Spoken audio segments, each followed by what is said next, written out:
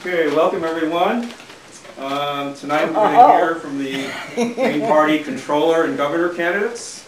And Laura Wells, our candidate for controller, is going to go first, followed by Luis Rodriguez, our candidate for governor. So please give a round of applause for Laura Wells. That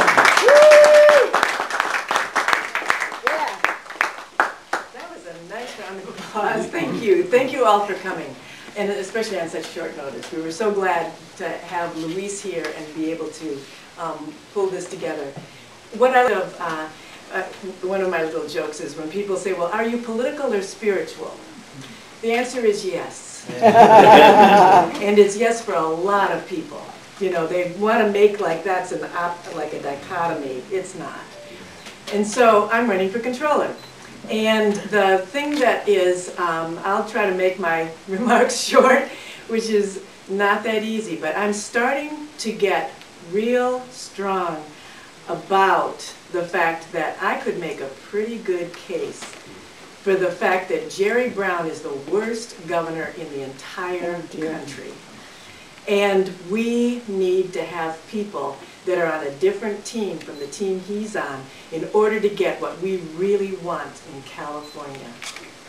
The reason that some people will say, well, what about Rick Perry of Texas, and what about Scott Walker of Wisconsin, what about that? Jerry Brown has the entire team is the Democratic wing of the Democratic Republican Party. All 8 offices in Sacramento, statewide offices, both senators, 2/3 majorities in both houses of the legislature.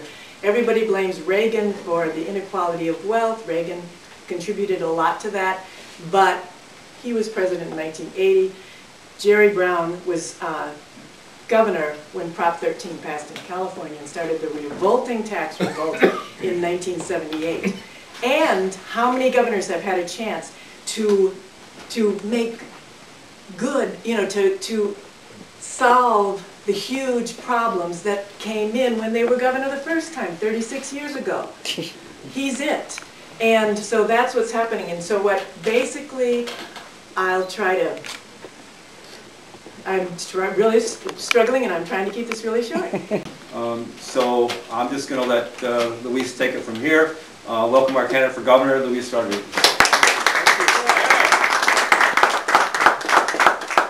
Extremely honored to be here and extremely honored to be the candidate for the Green Party for governor. I embarked in this campaign not really knowing what was going to happen. I did have the kind of notion that perhaps it could be just a nice thing to do. I never ran at this level. You know, I've had other campaigns, but I've never thought. But the more I go out there, the more we've gone about 5 times across the state. The people who have stepped up, the young people, the teachers, even some of the politicians who are out of the mainstream have been so amazing to me that now I feel we have a real movement.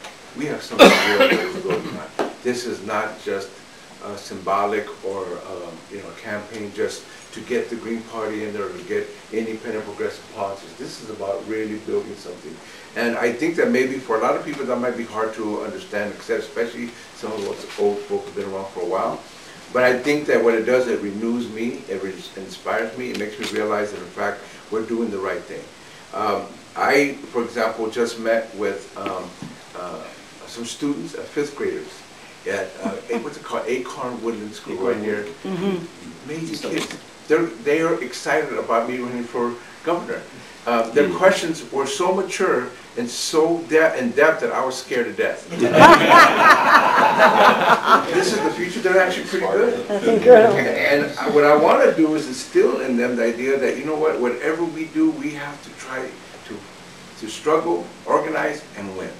I think the message sometimes that people get is we're just struggling. We'll never get there, but let's just keep battling. I think we have to change that. We have to say, in fact, we can win some of these battles. We can win some of these campaigns. I know it may seem off to imagine that we could beat the Governor Brown juggernaut, as the media is calling it, everything else. But I'm going to tell you something. people do not like Governor Brown. There's a lot of people that don't like what he's doing. He gets the media attention, but there's a lot of people that we talk to who says, you know, we know he's not really representing everything. We know that he's catered to the corporations. We know that he's allowed fracking.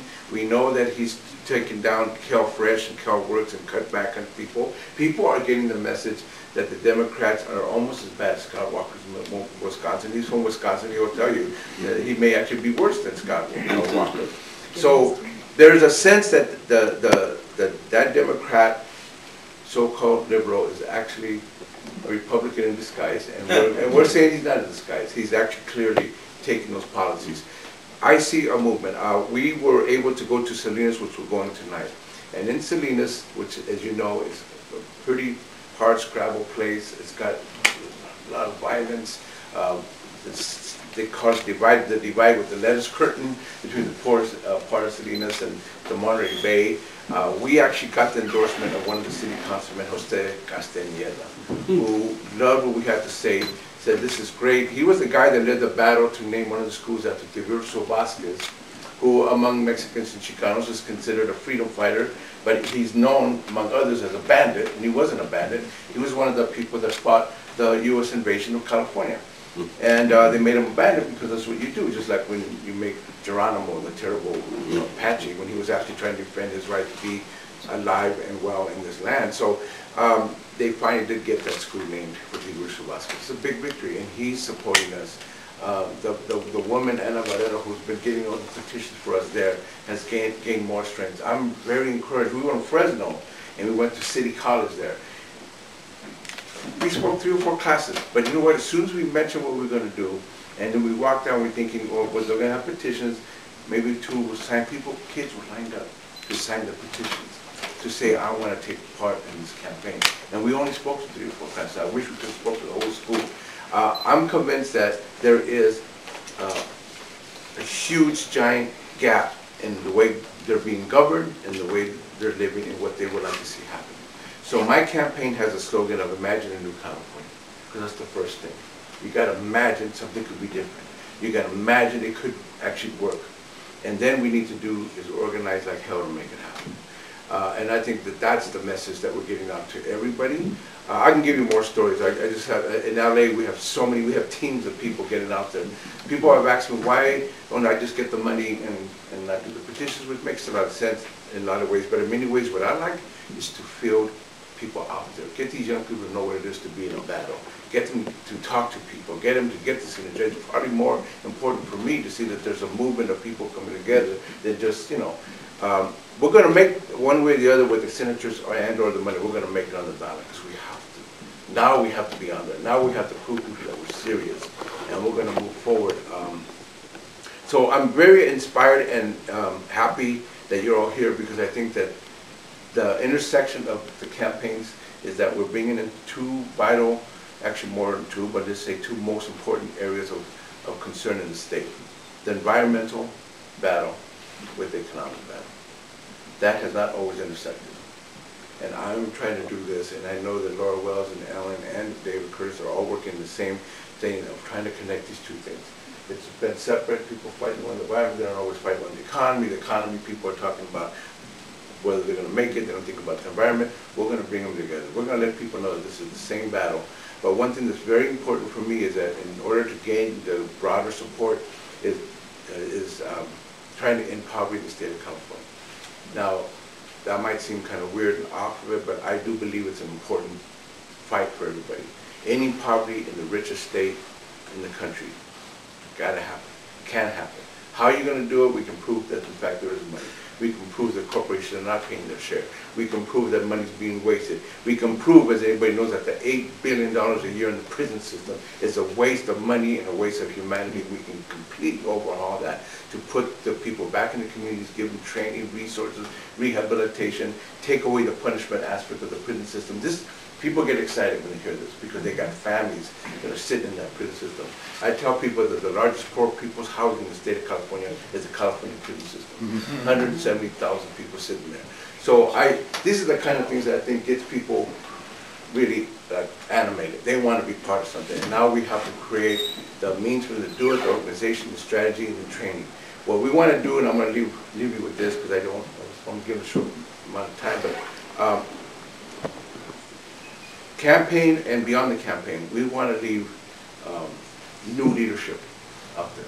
We want to create a network of revolutionary change. We want to create schools for revolutionary change. We want people to be like, now I want to keep developing and growing. I want to see who the next people we can have running for offices, local offices, statewide offices again. Whatever happens in this campaign, and we're going to try to go as far as we can.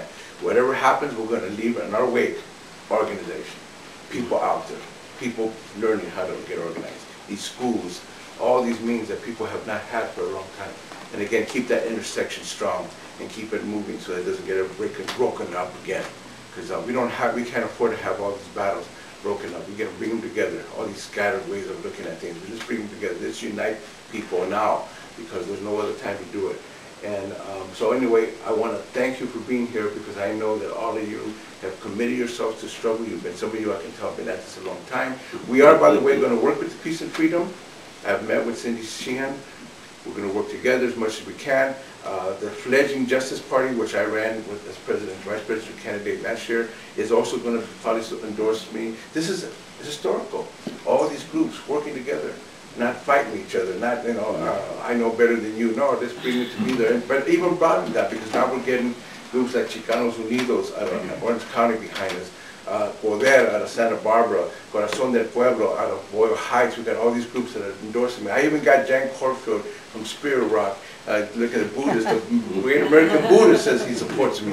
So I can go down the line. There's a lot of people stepping up to say, this is a campaign worth being part of, fighting, and of course, it's important the Green Party is at the head and gets itself organized and ready for what we're going to be doing, making history in the state of California. Thank you all very much.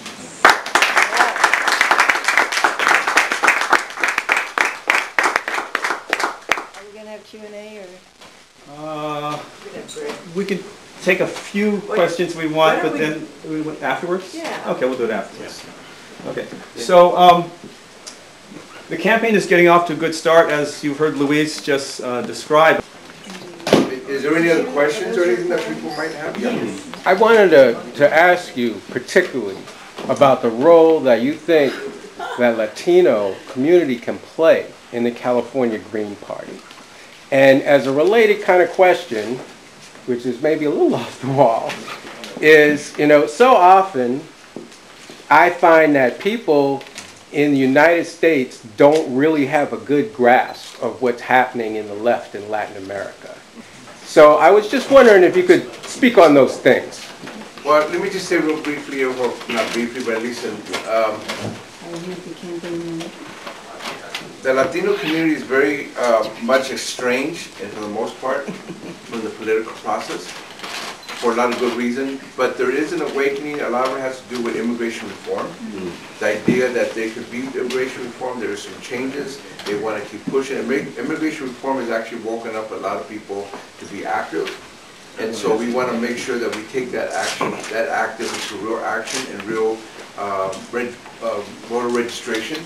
There is a phase of our campaign that's going to include a lot of voter registration, and we have to go to those communities and register a lot of people because generally they don't register, and when they do register, they don't vote. Then we have to do a big get out the vote. One of the things that I find with the Latino community is they will be very strong and loyal if they believe in something.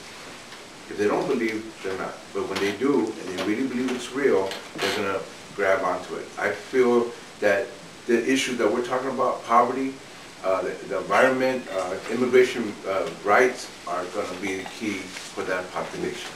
Of course, I'm also running for everybody. I'm not just running for Latinos. I'm trying to get everybody behind us. We have support from the people who never voted before, never wanted to vote. If you go to my website for a while, we had Jeffrey Martin, this African-American young man who says, I hated politics, but I'm voting for Luis Rodriguez. So we're getting beyond just the Latinos to get as many people who feel that this intersection is key for them. So I think it's important that we keep building on that. I was going to say something else, but I think basically that's it. One thing people should know, I speak Spanish, so that's important. Well, the Spanish-speaking media has stepped up more than I would imagine, but they've actually are interested in talking to me before even the English-speaking media has even started to feel like they're going to be involved. So I will address that community as best as I can with as much Spanish as I can. I wanted to say just a couple of words, and one of the things that I wish I could do, and I'm doing anyway, is that in Latin America, more than a dozen presidents have been elected that were not the U.S. first choice, which is very good news for their people. And yet the lies are huge about Latin America, and I've just decided sort of damn the torpedoes, full speed ahead, and just talk about it, that there is hope, that things can turn around. There are countries in Latin America, South America particularly, but Central America as well, where education is improving, healthcare is improving, participation in the government, and the inequality of wealth is coming down. And so it's like that's a very important thing that people need to know. So that's one aspect of it. First, let me say what an inspiration it is to see you. And as a teacher of well over 20 years in Oakland, if only the people who have read your books, have been inspired by them, come out, we will have a mass movement. Public education has been under massive attack here and throughout the country. And while funding is an important issue, nonetheless Jerry Brown is trying to do his best to say he's providing some funds. It's not simply that. It's the linkage, it seems to me, precisely with poverty, because we know poverty is not testing, not some newfangled methodology that determines education outcomes. But at the same time, there is a kind of onslaught about blaming teachers and other educational workers for the outcomes, for quantifying things. And so I'm just saying, I hope that this is a theme, and I'd like to work with you and others, around this in the campaign, because it's a neoliberal attack. It's not just an austerity attack. It's trying to deform something that should be a human right. Absolutely, and one of the good things is we have a lot of teachers stepping up. We are going to try to talk to the Oakland Education Association. Yeah, we will more than likely appear before the OEA at their next monthly meeting. And if that happens, then we will talk to them to the point of possibly we can get their endorsements. It might be hard to imagine, but we're working at it. We also, by the way, besides the teachers, we're going to, this Saturday, address the Latino elected officials statewide conference. In Salinas. We're going to have a luncheon. We're going to speak to them. We're going to try to split this group, because many of them are tied to Governor Brown and the Democrats. And we're going to try to say, we're the voice of you. We're the voice of this community. We're the voice. And if we can split the group, it's going to be very important. It's going to be historical, but also it's going to be a huge backlash. And I feel that the backlash is going to come from the Latino community, those people tied to Brown, and or progressives, not necessarily ones tied to Brown, but you know how it is. The way that they pit against you is get your own people to go against you. Yeah. But I think that the key is that we convince people and we split people along these economic, environmental issues, that they really get this is what we're about. That unites all kinds of people, that unites all kinds of communities. We're all being affected. That's how I think we're going to be able to break through. So we're going to see what happens if we get a chance to talk and maybe get some of these Latino elected officials to say, I'm going to support Luis Rodriguez, if he's green or not, I'm going to support him, versus them going with Brown. We'll see how far this thing is going to go. Yeah. Just to add, we already do have, as Luis mentioned, the official endorsement of Jose Castañeda, a First District Councilman member in Salinas, who also is the president of the Tri-County branch of the Latino elected officials of California, San Benito, Santa Cruz, and Monterey County. So he's president of that organization. He's given us his official endorsement. This is a big. That's great. I'm wondering if the two of you are ever going to appear together, and I know Laura speaks Spanish, right? So, well, somewhat. No, not like a native speaker, but enough to get through something. but I thought that would add a little weight to the group. I'm as sure well. we'll do more things together, especially as we after the signature phase move more into getting the vote, getting out there. We'll probably figure out ways where we can all speak together That would help. on these issues. I think you have. Yeah. Hi, I'm Stan Woods. I'm a Peace and Freedom Party, and I appreciate the fact you said that you would like to cooperate with Peace and Freedom Party as much as possible. For example, we've already been gathering signatures for some of your candidates who we're not running opposed to, and Laura, for example, has been gathering signatures for our insurance commissioner candidate and our 15th Assembly candidate, Jean Rule. A couple things I've mentioned to your campaign manager, maybe at some point you'd be open to a joint forum with Cindy Sheehan and yourself, like vote to the left of the Democrats and Republicans, or whatever title is appropriate, you know.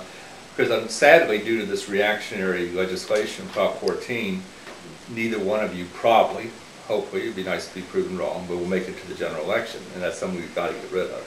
Well, I know, I'm sorry, a little dose of realism, you know, but so forth. I do have a question for you, though, and obviously, judging by your pamphlet, you're no friend of capitalism. Right. But we've recently seen in Seattle where somebody did what many progressives say you can't do. She ran, Sawant ran as an open socialist and won the Seattle City Council race. Since I suspect, and this is not red baiting, since I suspect you're some sort of socialist, isn't now the time that's good to popularize that the root of many of these inequalities and injustices is capitalism, and run as an open socialist instead of just sort of strongly hinting but not openly saying it? It's a fraternal question. It's not a hostile or polemical question. It's something I think really legitimate. Let's just say, first of all, let me point out something earlier. I really do feel that we have an opportunity to win the second highest vote. Not just why I didn't think so. I call it the politics of the unexpected. Things are unexpectedly happening in politics that hadn't happened before. The largest group of people in the state are the independent, trying to state. It's greater than the Democrats as far as numbers. They generally don't vote. We have to animate and inspire them that this is the reason to vote. Right now, Brown is going to get the highest #1 vote getter. There's not going to be any Democrat of note that's going to go against him. You can imagine, it's just Brown. Everybody's going to support Brown, but the Republicans are all over the place. The Republicans already fielding 6 or 7 people. It's possible if we do this right, and they expect the lowest turnout in the history of primaries. It's actually, and something we're going to take advantage of. We get the vote out to those independent-minded, progressive Democrats, anybody that's interested in, because we're talking economy, we're talking all these issues, to get them out. It's possible we can actually get the second highest vote. That might mean he'll get, they say 40%, 30–40% of that vote, Brown.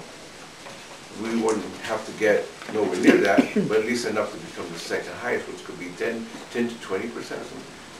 Maybe even less than that. You know, the point is, it's an opportunity that we hadn't thought of. Cindy says the same thing. Yeah, no, and I think that that's something that we should try to go for. Again, if it doesn't happen, it's fine, because we're still going to be building, we're still going to be teaching, we're going to keep moving, we're going to win one way or the other, as they say. But I think that we should really look at really trying to make this a battle for that seat, for that second highest thing. Take it to the streets, get people out there. What I love is a good battle. So I tell people, let's get organized, get out there in the street, get the vote out, and just animate, especially a lot of young people who now want to get a bite of the political apple, as they say. So that's what I say. Now, as far as the socialist thing, you know what? To me, the thing that unites people, whether they're socialist, Republican, or whatever, that's starting to unite people, is that economy. And I really feel that what's going to work is for socialists or anybody to have answers, more than anything. You know what I'm saying? To say, I'm here because I have something to offer. I have answers. I have a way to look at it. I'm informed by socialist or even communist ideas. I'm informed by native, indigenous ideas. These things inform me, but they are not the thing. You know what thing? The thing is, can we end poverty? The thing which Cindy is also for, which I love. So the thing is, can we get the environment clean for people? Can we? So I don't mind telling people when they start attacking, red baiting me, I'll tell them I'm informed by all these things. I'm not going to deny any of that. I have a long history of being informed by my politics, by my indigenous roots, by my Mexican cultural traditions. But you know what? That's not the thing. The thing is, can we end poverty? And that has to be as broad and as big as thing as possible, so that people don't have to say, well, I gotta vote for the socialist. No, you gotta vote for against end poverty. You know what I'm saying? You've gotta vote to end the poison of our communities. You gotta vote for a better education and health care for everybody, single payer. That's what I think is gonna help us as the left, as socialists, as revolutionaries, to have an impact, to begin to really talk about those things that everybody wants to talk about. We actually have a couple of these Republican-minded people that started coming forward. I'm losing my home.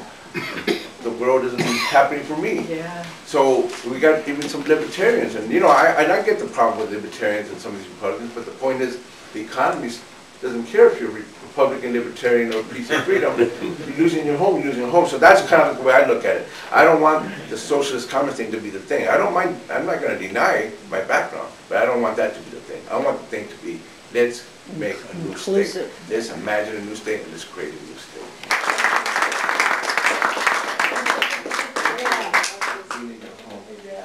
And if you want to sign up with us, particularly talk to Tony, he'll get you our, sign up to the captain, the work that we're doing. That'd be great. Thank you so much. Thank you.